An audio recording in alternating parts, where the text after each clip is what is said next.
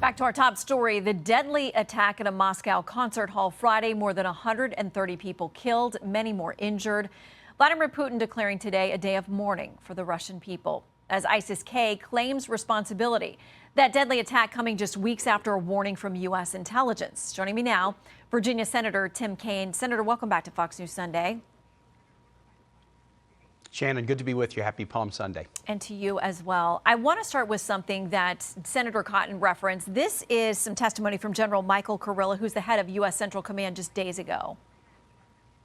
The risk of attack emanating from Afghanistan is increasing. I assess ISIS Khorasan retains the capability and will to attack U.S. and Western interests abroad in as little as 6 months and with little to no warning.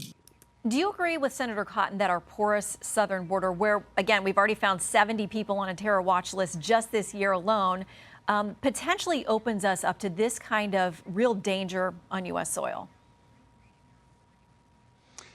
Well, Shannon, first, my heart goes out to the families in Russia that were affected by this. The U.S. did warn Russia, and Vladimir Putin gave a speech on Tuesday discounting the warning, saying we were trying to meddle and create confusion. We also warned Iran a couple months ago about a potential attack by ISIS-K there. If you want to know the difference between democracies and authoritarians, we will tell nations if we're worried about their civilians. Russia or Iran would never tell us if they had news that there was going to be a terrorist attack in the United States. With respect to the southern border is a challenge. That's why, since I came to the Senate, I've been part of bipartisan efforts to fix it again and again and again. But each time, whether it was bipartisan immigration reform in 2013, a bipartisan deal in 2018, or the deal we put together just last month in February, bipartisan to invest at the border, each time the Republicans torch it, Donald Trump even making plain the last thing they want to do is fix the border. They just want to, raise a ruckus about the border. We need to get serious about fixes. So Senator Cotton said that this administration openly repealed dozens of executive orders that had changed the numbers at the border. You saw the video. We've all seen it this week of what happened there when there were people who burst through the wire, that they got to the Texas National Guard taking them on there. The Federalist writing about it says this: the video is shocking. It underscores not only how unstable the border has become, but also what has been true for a while now. This is an invasion. Unless Mexico is credibly threatened with concrete measures that would harm its economy, AMLO will not act to alleviate the illegal immigration crisis. Would you consider this an invasion? And is there more we could be doing with respect to pressuring Mexico? I don't think it's an invasion. It is an immigration crisis. It's a national security issue, but I think you got to be careful throwing around words like invasion. It was that kind of wording that led the deranged guy to go shoot up the Tree of Life synagogue in Pittsburgh, killing folks a couple years ago. And I think that kind of rhetoric is irresponsible. But it is a crisis. We have to solve it. And we had a wonderful chance in February when conservative Republican Senator James Lankford negotiated with Democrats and the White House and his own caucus to come up with a packet of measures, really significant measures to control the border. And then after we basically had a deal, Donald Trump said, don't vote for this deal. We would rather complain about this for the next 9 months than fix the problem. Donald Trump was willing to let more fentanyl come over the border, killing more Americans to try to gain a political edge rather than find a solution. We've got a good solution on the table. We should act to do it in a bipartisan way. Should the president, though, use executive orders, executive action that he has available to him to stop fentanyl, to do what he can over the next 9 months, whether he's the next president again or not? Shannon, I think he can do two things. I do encourage him to use executive actions. I don't think he can do everything that was in our bipartisan bill by executive order, but there's probably a subset of things he can do, and I think his team is considering it. The other thing is the appropriations bill that we passed, that we sent to the White House early Saturday morning, included some significant increases in funding for things like detention beds and additional resources. He should implement those. But again, if we could just get a vote on this bipartisan deal we put together, that's more resources. Actually, the supplemental bill that is pending in the House right now that passed in the Senate has some additional resources. So there's some issues that where Congress needs to act, and yes, where the president can act, I think he should. Okay, so speaking of votes, you all did this late into Friday, early into Saturday, this last round of funding bills. There were a number of amendments that Republicans wanted to offer up that were connected to the border. Again and again, you, along with all Right. other Democrats, voted against getting to a vote on these amendments. But I want to talk about the substance of a couple of them. The first one was an amendment that would prevent people in the U.S. illegally who assault a law enforcement officer from obtaining legal status or citizenship. Why would you vote against getting to a vote on that? Shannon, I'll tell you about all of the amendment votes. The House and Senate negotiated a bipartisan deal, and then the House sent it to us just hours before government was going to shut down at midnight. That included defense, and it included DHS and border security. The House then went home. Everyone left. So if we had voted for any of the amendments and they had passed, the bill would have had to go back over to the House. They weren't there. Government would have shut down.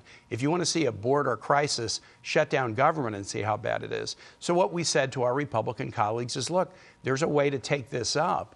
We can take it up as part of an immigration deal, but we're not going to add amendments onto a bill and send it back to the House when they've already left town. You would have shut government down, and that would have caused both a stop in defense funding and border security funding. And that's why most of us voted against all the amendments, because we knew it was essentially going to shut government down and hurt our country. But isn't that what happens now? Isn't this the way that we get the government funding, is from cliff to cliff to cliff, and why the latest Gallup polling, I think, has Congress at 19% approval? Yeah, John McCain used to say our approval was down to friends and family, and after talking to his mother, he said, and maybe family can't even be counted in. Doing this up against a deadline is not the right way to do it. As you know, Shannon, we usually get a budget done by year end, calendar year end. This year, the House lacked a speaker for a big chunk of time in the critical period when we normally were doing the budget. So yes, that pushed it into March. We shouldn't do that again next year. And when the House sends us the bill with just hours to spare before the shutdown and leaves town, at that point, you can't adjust it or government does shut down. I'm always against shutdown. I mean, I live in Virginia. A whole lot of people depend upon government services. And then you've got issues like the defense and border protection. If you shut things down, it just gets worse. Well, there are a lot of folks out there in our recent polling, it's not just us, it's the New York Times and everyone else out there who says when they look at things like the border, they do hold this administration responsible. They think that President Trump is better equipped to handle it than President Biden.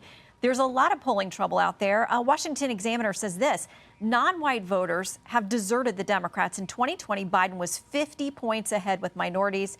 Today, his lead has fallen to 12 points. All the surveys tell a similar story. Gallup finds that the Democrats' lead with Black and Hispanic voters has shrunk by 20 points since 2021 and seems set to shrink further, for it is overwhelmingly younger minority voters who are deserting the party. Why is the president having so much trouble with numerous constituents? He needed to win last time, and he's going to need to win this time. We're a closely divided nation, Shannon. I mean, I've seen it again and again and again. I live in a state, Virginia, where elections are often very, very close, and I don't have any illusions about now to November. I'm going to be on the ballot, too. I have no illusions that it's just going to be simple. We're a closely divided nation, but I'm very confident that when we lay out our competing visions for a future, Joe Biden building off unemployment falling, manufacturing jobs going up, people's 401ks going up, the lowest uninsured rate in American history. We compare it with a Donald Trump who is urging January 6 protesters to be pardoned and using phrases like bloodbath, et cetera, to talk about what he hopes to do in a second term. Again, I as think we people are talked going to about that realize phrase, how high the stakes are. We talked about that phrase last week, and we think it's important to have it in context, that he was talking about the automobile industry, China, Mexico, imports from there. So he said a lot of things that you could take issue with, and those can certainly be debated. But on that particular one, context we think is important. I'm going to be a dictator on day one. I mean, you know, he has a way of saying these things that are super explosive and then kind of walking them half back. Does it not worry you then that with all of those things, with all those things going on, does it not concern you then that he continues to pull ahead of the president if he's such a flawed candidate? I am concerned about the state of American democracy as we're getting ready to celebrate America's 250th birthday in 2026. But I believe American voters will embrace pro-democracy rather than pro-authoritarian. And that's the stark difference between Joe Biden and Donald Trump.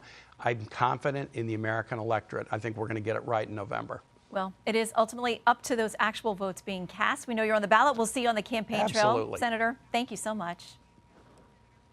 Thanks, Shannon. You bet. I'm Steve Doocy. I'm Brian Kilmeade. And I'm Ainsley Earhart. And click here to subscribe to the Fox News YouTube page to catch our hottest interviews and most compelling analysis.